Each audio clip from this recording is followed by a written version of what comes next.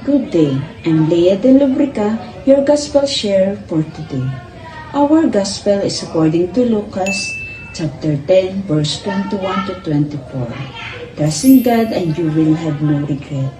Pagkatapos ni Kristo ang sangkatauhan ay umabot na sa isang bagong yugto sa pag-unawa sa Diyos. Ang layunin ay ang pagkakatawang tao ay nahayag ang Diyos ng lubusan at ang Diyos ay ganap na nahayag sa pamamagitan ng relasyon sa pagitan ng Ama at ng Anak at sa pagitan ng Anak at ng kanyang mga alagad. Si Jesus sa kanyang panalangin, ipinagdiriwang ang katotohanan na siya at ang Ama ay iisa. Lubos nilang nakikilala at nauunawaan ng isa't isa at inihayag ng Ama ang lahat.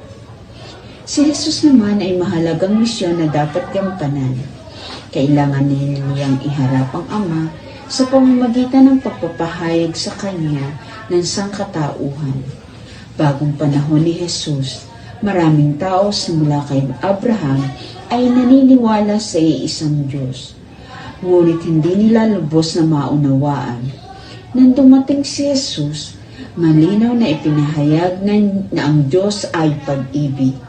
To the little and the weak, God is close for He assume our weakness. And Lord, help us into our weakness that we may rejoice at the coming of your Son. Please subscribe on Facebook PH channel, YouTube channel, and download the Facebook app or register at www.facebook.ph. Thank you and God bless.